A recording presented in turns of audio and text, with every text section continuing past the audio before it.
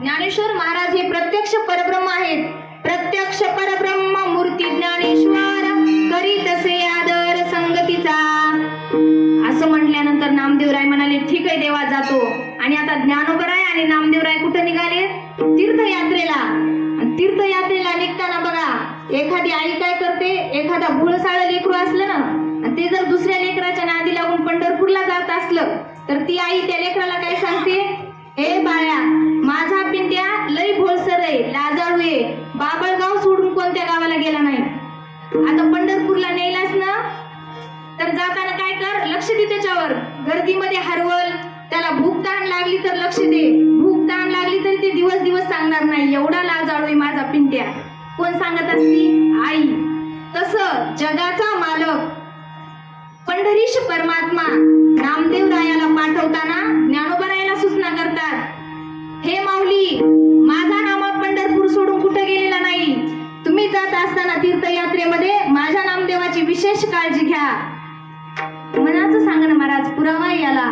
तहान भूक तुवा जाणावी जीवीची मज चिंता याची थोर वाटे.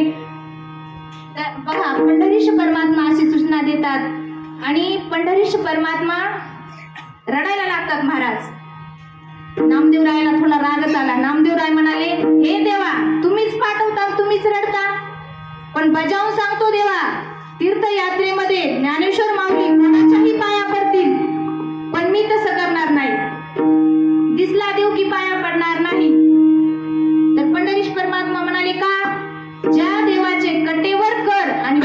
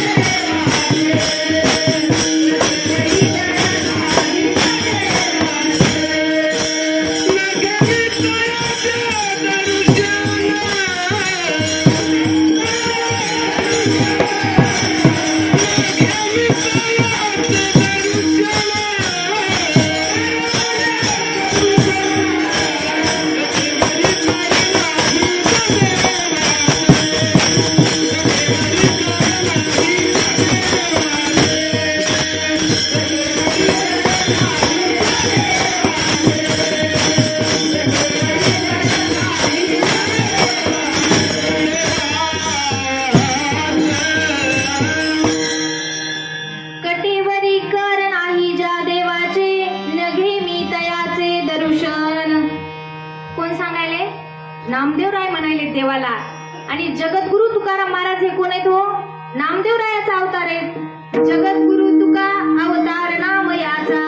मग एवढे एकनिष्ठ असणारे तुकोबाराय, केवढे एवढा अधिकार आहे महाराज तुकाराम महाराजाचा. ते देवाला सांगतात, हे देवा तुला सोडून आम्ही जर इतर देवाला शरण गेलो तर यामध्ये लाज तुला वाटावी, अपमान तुला वाटावा. तुझा शरणागत शरण जाऊ आणि काशी शरण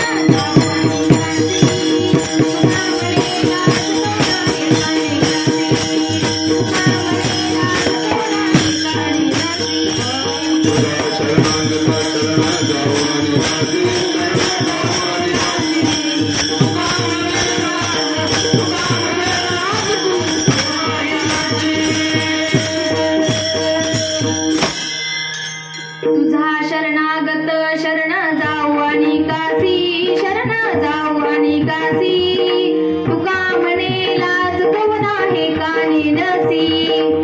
बघा महाराज एवढे एकनिष्ठ असणारे तुकाराम महाराज. आणि हे तुकाराम महाराज आज घेतलेल्या अभंगामध्ये कोणाला शरण जातात? या अभंगाच्या पहिल्या चरणात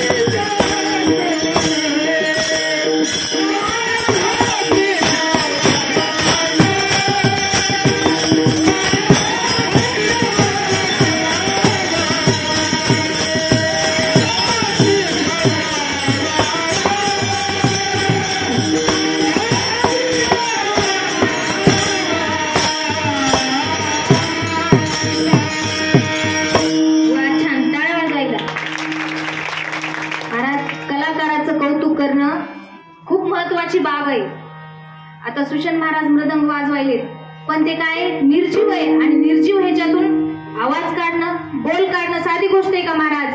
आणि गायन बी बघा तुम्ही, लता दिदी सांगायच्या, माणसाला जर समाजामध्ये एक तान किंवा एक आलाप म्हणायचा असला तर घरात त्याला 1000 वेळा एक ती तान म्हणावं लागती, तेव्हा कुठं माणसात एकदा म्हणता येते. घरी खूप रियाज केलेला असते महाराज. आपल्याला वाटतं उगं साधं, हे साधं नाही, इथं येऊन बघा एकदा. म्हणून कलाकाराचं कौतुक करणं महत्वाची बाब आहे महाराज.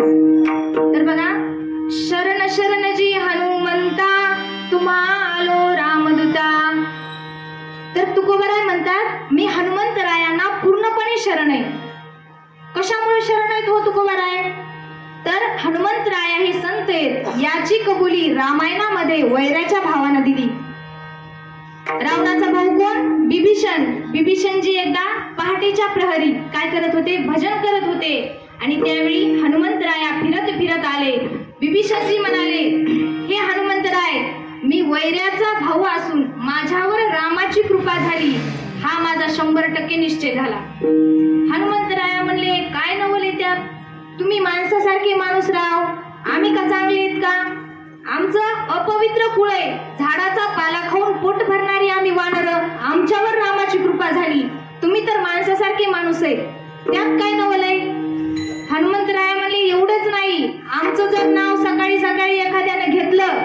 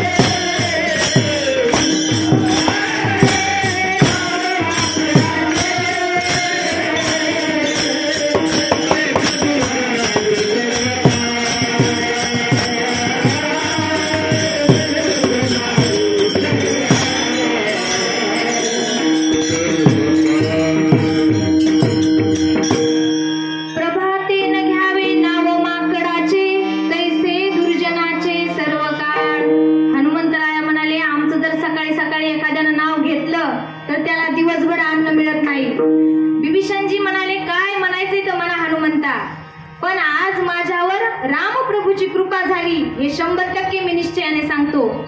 कसं काय बघा, कारण संत भेटले की काय होत असतो? संतांच्या दर्शनानं कोटी जन्माची पातक पळून जात असतात. एवढंच नाही महाराज, बघा, बिनु सत्संग बिविलेत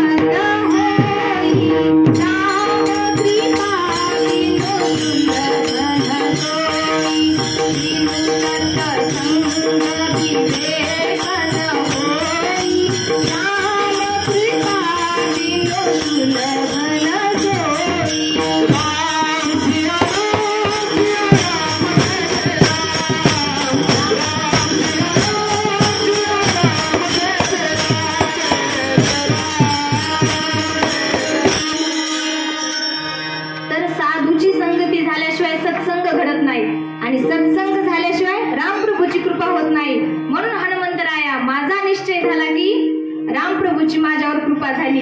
आता कबुली कोणी दिली? हनुमंतराया संत आहेत म्हणून बिभीषणजीने दिली. आणि महाराज तुकाराम महाराजाचं मागणे देवाकडं, हे देवा तुला द्यायचंयस ना, तर संतांच्या घरी मला जन्माला घाल.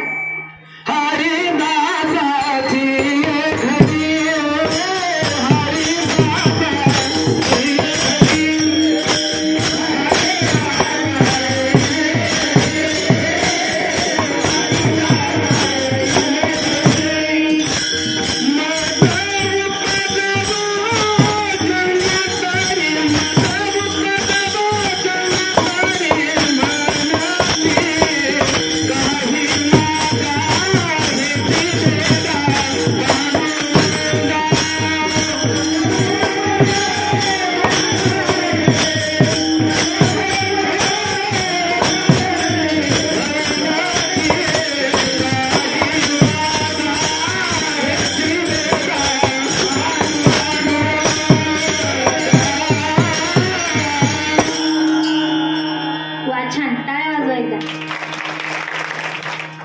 तर हरिदासाची घरी मज उपजवा जन्मांतरी, मनसी काही मागा हेची देगा पांडुरंगा. हे देवा, मागाच म्हणतोयस ना, द्यायचंय ना, मग एवढंच दे. संतांच्या घरी जन्माला घाल आणि संतांच्या घरी जन्माला घातल्यानंतर संतांना शरण जाताना माझ्या मनामध्ये लाज येऊ देऊ नको.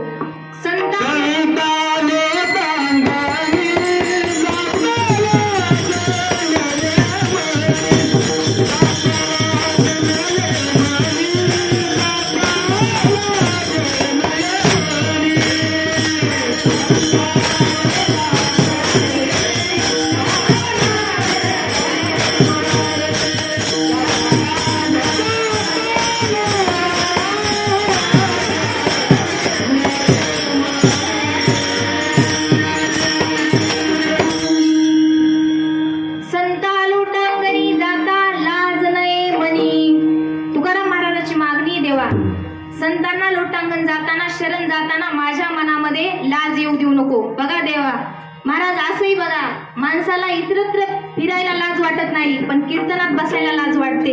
एखादा जर देवदेवाचं करायला लागला कमी वयामध्ये, लोक म्हणतात आताच वय का तुझं देवाच्या नादी लागायला, म्हणतात का नाही महाराज. आणि तुकाराम महाराजाचं मागणे, महाराज संतांना लोटांगणी जाताना शरण जाताना माझ्या मनामध्ये लाज येऊ देऊ नको, अशी मागणी कोणाची? तुकोबारायाची. म्हणून शरण शरण जी हनुमंता. आता जी हा शब्द आदरपूर्वक वापरला जातो. जी शब्दाचा अर्थ होतो महाराज, बघा जुन्या काळामध्ये सुना सासऱ्याला म्हणायच्या मामांजी. जी शब्द कशामुळे? ती व्यक्ती आपल्यापेक्षा मोठे आणि आदरपूर्वक त्यांचं नाव घेतलं होतं मामांजी. बघा ज्ञानेश्वरीमध्ये माऊली गणरायाला वंदन करताना म्हणतात, ओम नमोजी आद्या वेद प्रतिपाद्या जय जय स्वसंवेद्यात्मरूपा. माऊलीला लिहिता आलं नसतं का हो? ओम नमो आद्या वेद प्रतिपाद्या जय जय स्वसंवेद्यात्मरूपा. मग जी हा शब्द माऊलींनी गणरायाला का वापरला? तर आदरपूर्वक वापरला. म्हणून अभंगामध्ये हनुमंतरायाला वंदन करत असताना, मागण्या करत असताना तुकोबारायला लिहितात शरण शरण जी हनुमंता. आता हनुमंता हे नाव काही ब्राह्मणाला बोलून ठेवलेलं नाही. हनुमंता नाव कसं पडलं? बघा हनुमंतरायाला भूक लागली होती आणि अंजनी माता काहीतरी कामामध्ये व्यस्त होत्या. हनुमंतराया म्हणाले, माँ मुझे बहुत भूक लगी है, माँ मुझे बहुत भूक लगी है. असं म्हणल्यानंतर अंजनी माता काय म्हणाल्या, जाओ पका हुआ फल खाओ. आणि पूर्व दिशेकडे बोट दाखवलं. पूर्व दिशेला ह्यांना दिसलं सकाळी सकाळी लालकुंद सफरचंद, ते म्हणजे सूर्य भगवान. बाबांनी उडी घेतली आणि गिळून टाकलं. ह्यांना वाटलं काय लाल लाल पिकलेलं सफरचंदच आहे. आता गिळून टाकल्यावर सगळीकडे अंधार झाला. सगळे देवी देवता इंद्र देवतेकडे गेले आणि इंद्रदेवाला प्रार्थना करू लागले, हे देवा पृथ्वीवर सगळा हाहाकार झालाय, अंधकार झालाय, काहीच दिसेना. मग इंद्रदेवानं काय केलं, आपलं जे शस्त्र वज्र होतं ते वज्र फेकून मारलं आणि फेकून मारलेलं वज्र हनुवटीला लागलं, म्हणून नाव पडलं हनुमंता. बोला बजरंग बली हनुमंतराय की. तर हनुमंतरायाचं असं नाव पडलं म्हणून शरण शरण जी हनुमंता. पुढे बघा, तुम्हा आलो रामदूता. रामदूता कोणाला म्हणायचं? रामाकडले संदेश सीतामैयाकडे पाठवणारे आणि सीतामैयाकडले संदेश रामप्रभूकर पाठवणारे. मधला दूत म्हणजे रामदूत. जसं बघा पहिल्या काळामध्ये राजे महाराजे राहायचे आणि ह्या राजाकडचा संदेश दुसऱ्या राजाकडे जर पाठवायचा असला तर एका माणसाची नेमणूक केलेली असायची आणि त्याला म्हणायचे राजदूत. राजाचे संदेश पाठवणारा राजदूत, देशाचा दूत देशदूत, तसं रामाचा दूत म्हणून रामदूत. म्हणून शरण शरण जी हनुमंता, तुम्हा आलो रामदूता. हनुमंतराया म्हणाले, तुकोबराय कधीपासून बघतोय शरण शरण जी हनुमंता, शरण शरण जी हनुमंता एवढं वर्णन करतात, कशासाठी? तुकोबराय याचं उत्तर दुसऱ्या चरणात देतात. काय Yeah.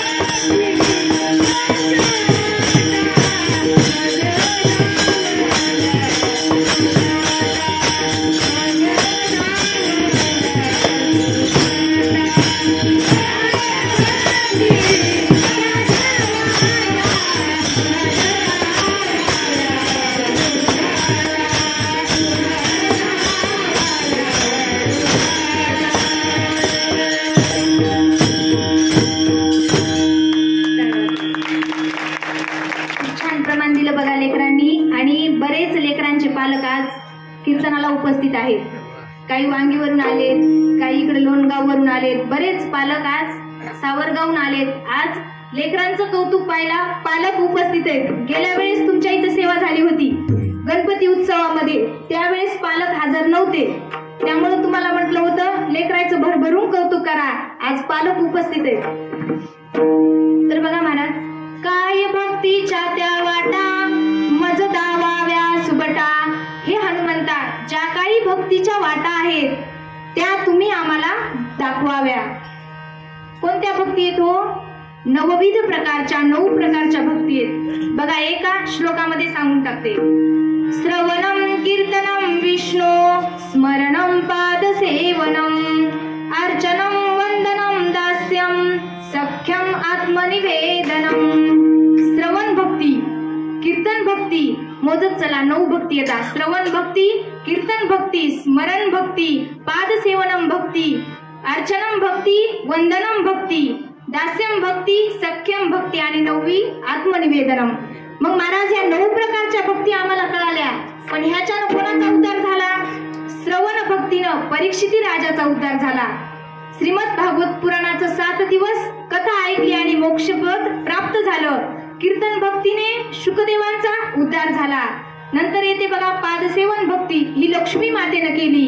आणि नंतर स्मरण भक्ती प्रल्हादजीनं केली, अर्चनम पृथुराजानं, वंदनम भक्ती केली अक्रूरजीनं, दास्यम भक्ती केली हनुमंतरायानं, सख्यम भक्ती केली अर्जुनानं आणि आत्मनिवेदन भक्ती केली बळीराजानं. मग ह्या सगळ्यांचा उद्धार झाला महाराज. आणि ह्याच्यामधली जी दास्यत्व नावाची भक्ती आहे ती हनुमंतरायांनी केली. बघा, आपल्याला जर एखाद्या गावाला जायचं असलं तर त्या गावाला जाऊन आलेला माणूस वाट सांगायला पाहिजे. ते सांगत असते जाताना इथं गतिरोधक आहे, तिथं खड्डे, तिथं रोड चांगला आहे, तर आपल्याला त्या गावाला व्यवस्थित जाता येते. तसं आता ह्या भक्तीच्या वाटा जर माहीत करायच्या असल्या तर आपल्याला काय पाहिजे? तिथं पोहोचून आलेला माणूस पाहिजे. आणि तिथं कोण पोहोचलेले? दास्यत्व नावाची भक्ती हनुमंतरायांनी खूप चांगली केली. बघा, याला प्रमाण आहे.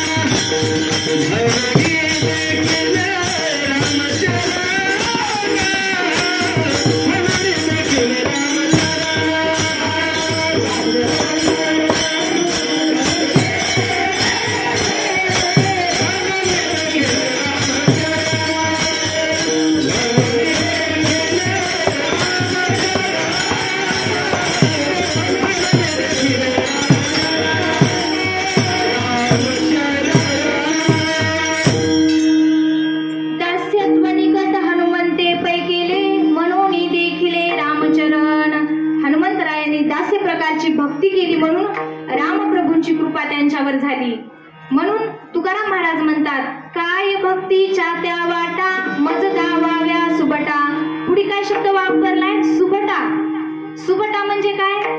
सु म्हणजे चांगला आणि भट्ट म्हणजे योद्धा, जो चांगला योद्धा आहे. आणि